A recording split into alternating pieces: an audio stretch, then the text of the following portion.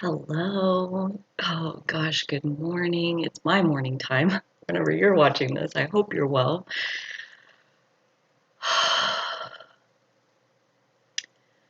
I I just had an experience that I had to share. It was very much in my heart. It actually was like right there. Um, the first time, this today right here is the first time I've ever felt an emotional wound in my body. Like I've processed through a lot of emotional wounds. I'm a very sensitive person. Um, I'm realizing like more and more and more all the time. And so I have a lot of wounds in my backlog to get through. And today I don't go looking for these, right? That's my number one rule of shadow work is that you don't go looking for it because it'll find you. And when you let it finds you like in the most supportive way possible for what it is to do shadow work, which is to feel the pain that you hit snooze on back in the day.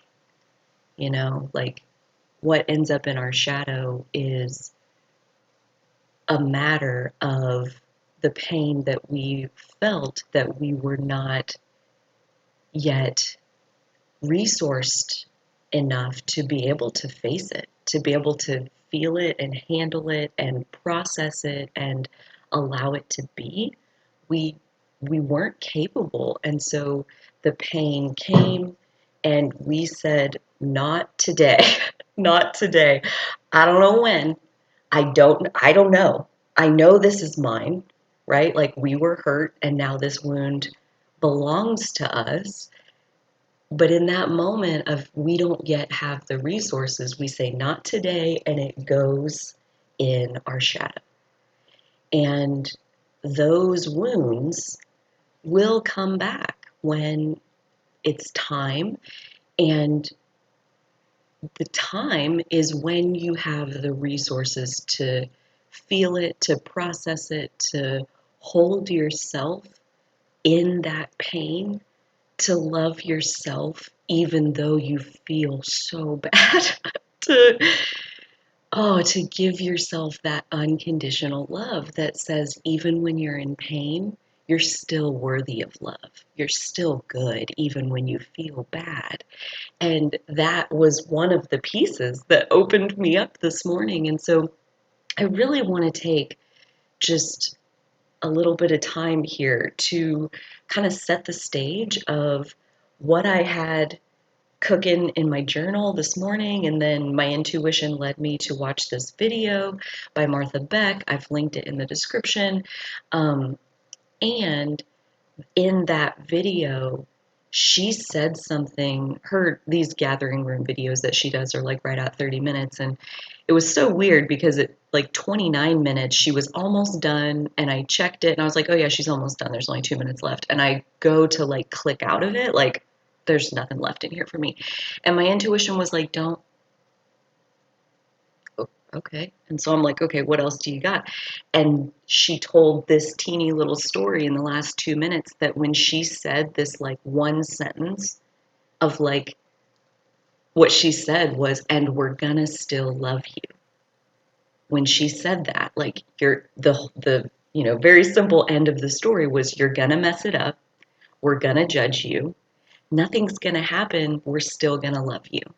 That was like the little story that she told and about her karate experience. And when she said, you're going to mess it up, we're going to judge you, nothing's going to happen, we're still going to love you, that still going to love you part, it hit me right here like a, oh God, it felt like a shard, like a piece of broken glass jabbed into my heart, not by her, but in her saying, we're still going to love you, I erupted in crying. And this like shard was immediately like so freaking obvious that like all the times when no, they didn't, like, and Like there's two very clear experiences with like two different people in my mind where instantly they like those wounds were there and they both were the same and they both were this shard of glass sticking in my heart.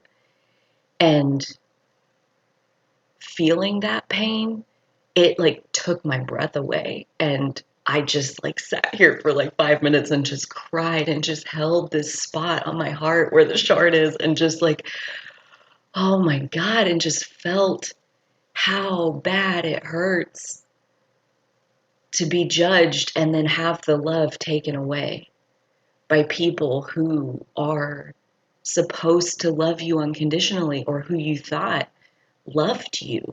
Like loved you as a person, not as a grade on a report card, not as a who you choose to be in relationship with. Like these are just choices. These are just details, sprinkled in your life. And to lose somebody's love over one of those sprinkles is the wound of conditional love. The wound of conditional love. And you can see like, this is why my mission is what it is on this planet. The wound of conditional love. I am here to be an embodiment of unconditional love because I carry the wound of conditional love and it hurts. It hurts to have to be a certain way to be lovable. It's such a misunderstanding of how anything works. I was going to say how love works, but anything at all.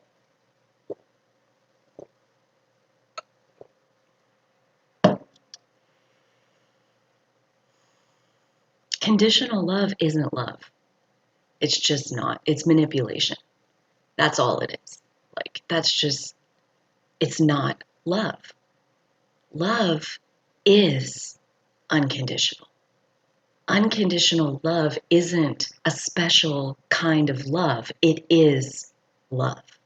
Love doesn't discriminate. Love doesn't give a fuck what score you got on your report card. Does not care. You're so good. You're so good because you exist. You exist and you are, and the light is inside of you because you're alive. Your heart, it beats. It's a miracle. I don't give a fuck what your grade on your report card is. That one went to 10-year-old me. Thank you. And love also doesn't care who you love. We don't choose who we fall in love with. We do not decide what sparks genuine love within us. That is not a decision. That is part of our primal functioning. It's part of our primal mechanics, circuitry.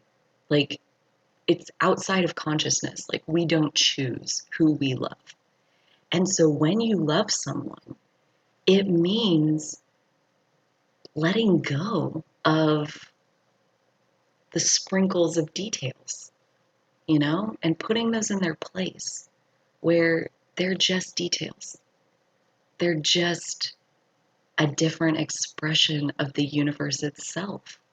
Like this wound of conditional love that we have this misunderstanding of how we relate with each other on this planet. Like there's so many rules. There's so many promises that we have to keep to each other in order to qualify for our goodness and our love. And it is just such bullshit. It makes me mad. Divine disgust right here, right now, baby. And what is it pointing at? Conditional love. And so it begs the question inside of me. And, I don't know if you're watching this, I would obviously love to hear what it wiggles inside of you. But it begs the question, like, where does this want to be applied in my life right now? Like I carry these wounds, although I will say, like, expressing this and kind of having this clarity around like, you know, my grade on the report card didn't make me bad. And who I choose to be in relationship with doesn't make me bad. Like knowing those things and like holding myself in that place where other people thought so back in the day, you know, like that's where those wounds come from, are other people getting their judgments across and we believed it. Precious us believed it, thought it was true, was convinced that, God damn, I didn't mean to be bad. I didn't I didn't mean to do it wrong, but I guess I did.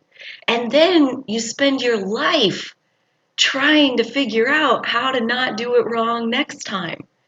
And it's like that's where perfectionism comes from. That's where fear of criticism comes from, fear of conflict, fear of judgment. I feel like my head's gonna explode. Oh, those wounds, that shard of glass of losing love because of my grade in a classroom in one segment of my existence cost me big time. And because of that, I've been trying to figure out how to jump through all the hoops, how to qualify, how to meet all of the what are they? What are the thresholds? And I'll get there. I'm stubborn and I'm determined and I'm good at meeting goals and I've accomplished a lot in my lifetime. And these wounds have been at the heart of my overachieverness. It's like I thought these were how you qualify. This is how you keep your love. This is how you stay good, you know? And in this moment right here, right now, I'm getting to see through that illusion and realizing that like no, like it's not that you are loved, it's that you are love. Like no one else gives it to us. We are it, always, always, no matter what we know about ourselves to be true in any moment, no matter what anybody else is saying is true about us in any moment, we are love. We are made of it. It's the fabric of who we are. And so then it's like when someone else is reflecting to you that you aren't lovable, that you've crossed some line and now you don't deserve love.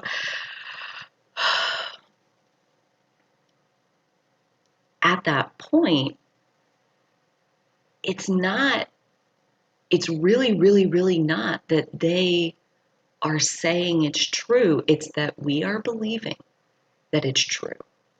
And this, I feel, is like stepping into where we are in our evolution, kind of like as a mass consciousness right now, where we are on the self-empowerment journey of the individual, where we are relocating all of our power back inside of ourselves. And that means to stop believing other people over yourself. And, you know, past me didn't know. Past me did the best she could. And bless her sweet heart. She is totally, she wasn't bad then. She's not bad now. Like, she's good. I'm good. And now I know that anything that, you know, turns me upside down and traumatizes me in my emotions, like, that's not real. That's a nightmare of the earth realm. And that's part of the contrast that we signed up for. You know, like I feel like I signed up for these wounds.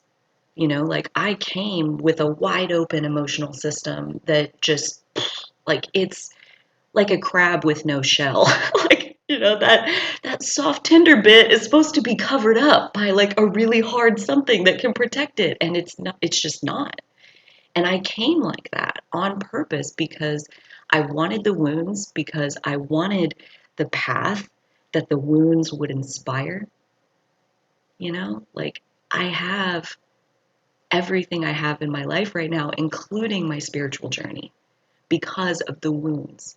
I have every one of my friends right now in that spiritual path, like because of sharing my healing journey with the world. And so it's like, you don't have to be wounded, but if you are, you're still good, even when you feel bad, even when you feel broken, you're still made of love. The parts and pieces, like, I get that feeling of the brokenness, the woundedness, the not sure if you're good. Like I feel like I've wrestled with that demon for 35 years almost. It started almost as soon as I got here, feeling like I'm bad. I'm talking like 4 years old with my first experience of being told how wrong and how I had crossed this line. And like that was wrong and like just no, just do not do that. Like that is unacceptable. Like